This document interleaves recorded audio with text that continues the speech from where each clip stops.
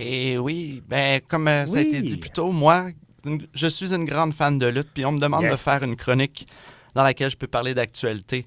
Ben savez-vous quoi? Il se passe pas mal de choses dans le monde de la lutte, puis plus précisément dans le monde de la WWE, la World Wrestling Entertainment.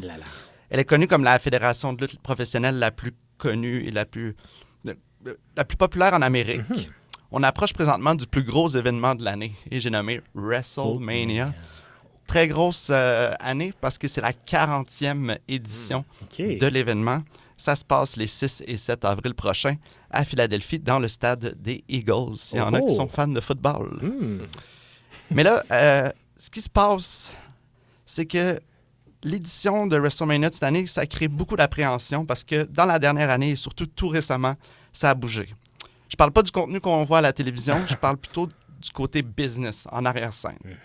Premièrement, c'est le premier WrestleMania sans Vince McMahon. Qu'est-ce que ça veut dire, ça? Pour ceux qui ne sont pas familiers, Vince McMahon, c'était le grand Manitou, le grand cerveau, le patron de la WWE, et ça depuis le début des années 80. Mais oui, exactement. Le DG, quand même, depuis exactement. Longtemps, après avoir succédé à son père et son grand-père. Et voilà. Et c'est lui qui a créé un peu ce qu'on peut appeler la lutte populaire qu'on voit à la télé, telle qu'on la connaît aujourd'hui. Mais, il y a un mais, M. McMahon, qui a maintenant 78 ans, il a dû faire face à beaucoup d'accusations et de poursuites dans sa carrière, bien sûr. Hein? Mais disons qu'habituellement, il a toujours été du genre à faire taire les accusations d'agression sexuelle envers lui avec des montants d'argent de plusieurs millions de dollars et des ententes hors cours. Puis ça, je parle à peu près à travers les 30 dernières années. Donc, c'est un régulier. Il est abonné. Il fait partie du problème depuis longtemps. C'est ça. Fier participant. Oui. Par contre, lorsque des enquêtes sur lui ont recommencé en juillet 2022, savez-vous ce qu'il a fait? Il a faussement annoncé sa retraite avec un tweet. Oh my God.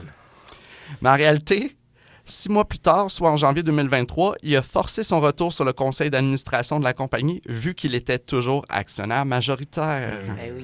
Et voilà, Money Talks. Money Talks. Il a mis la compagnie en vente sous promesse de rester en pouvoir avec les nouveaux propriétaires. Ben, si on avance dans le temps, plus récemment, le 26 janvier 2024, on annonce qu'il quitte la compagnie. Mais en fait, il a été renvoyé par les nouveaux propriétaires parce qu'il y a eu des dépôts de nouvelles poursuites contre lui. Et là, c'est encore plus grave. Là, on parle de coercition sexuelle, soit le fait de contraindre, d'obliger quelqu'un à avoir des rapports sexuels alors qu'on est en position d'autorité.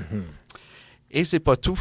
Accusation encore plus grave, c'est celle de trafic sexuel. La même femme le poursuit pour trafic sexuel. C'est une ancienne employée de la compagnie. Mais ça, donc, en gros, il forçait une femme à avoir des rapports sexuels avec lui et avec quelqu'un d'autre aussi. Cette autre personne, dans la poursuite, qui a d'ailleurs un rapport de 67 pages, la personne n'est pas citée. Par contre, on parle d'un ancien champion WWE et d'un ancien champion UFC. Il n'y a qu'une seule personne qui correspond à ça, et c'est Brock Lesnar. Exactement. Exactement. D'ailleurs, il était censé revenir au Royal Rumble, qui est le dernier gros événement de la WWE. Mais c'était le 27 janvier, soit le lendemain du dépôt de la poursuite.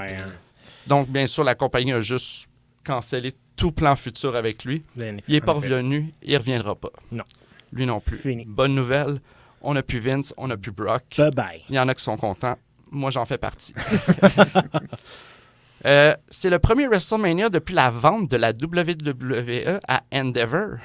Si ça vous dit quelque chose, c'est parce que vous êtes possiblement fan de UFC. C'est la compagnie qui est propriétaire de la UFC. Donc, les deux plus grandes compagnies de sport de combat sont maintenant sous la même entité et ont créé le groupe TKO.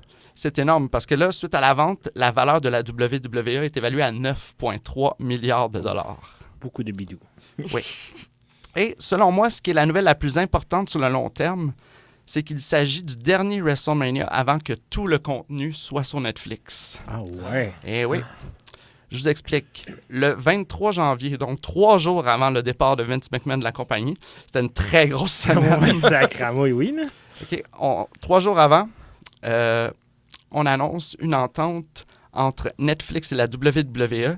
Dès janvier 2025, ils obtiennent la diffusion et la rediffusion de tout le contenu de la WWE à l'extérieur des États-Unis. Et pour les États-Unis, on attend seulement que les ententes télévisuelles actuelles viennent à échéance. Et après ça, tout le contenu de la WWE à travers le monde va être sur Netflix. L'entente, c'est quoi, vous me direz? 10 ans, 5 milliards de dollars. Une clause, après 5 ans, Netflix peut décider de se retirer si ça se passe pas bien. Mais en plus de ça, après 10 ans, ils ont l'option de renouveler pour un autre 10 ans à 5 milliards de dollars. C'est un potentiel de 20 ans pour le contenu de la WWE de se retrouver sur Netflix. C'est énorme là, comme transaction. Ouais. Vraiment. Je veux dire aussi, la WWE est venue plusieurs fois au Québec dans la dernière année. 5 fois, pour être bien précise. Ils reviennent d'ailleurs pour l'émission Raw au Centre Bell le 15 avril prochain. La lutte se porte bien. Je veux dire ça aux gens. La lutte se porte bien, puis c'est important d'encourager le produit local parce que le produit local se porte bien aussi. Juste citer quelques exemples. Pour ceux qui sont intéressés à Montréal, la IWS, la ICW, Battle War. À Québec, s'il y en a des gens de Québec, la NSPW. À Gatineau, on a Lutte 07. Bref, quelques exemples pour ceux qui veulent encourager la lutte locale. Je vous dis, ça vaut la peine. Il se passe moins de magouilles puis de problèmes judiciaires que la WWE. Mais tout de même, tout le monde, c'est la saison de WrestleMania. Je vous souhaite bon WrestleMania, bonne lutte et merci de m'avoir écouté.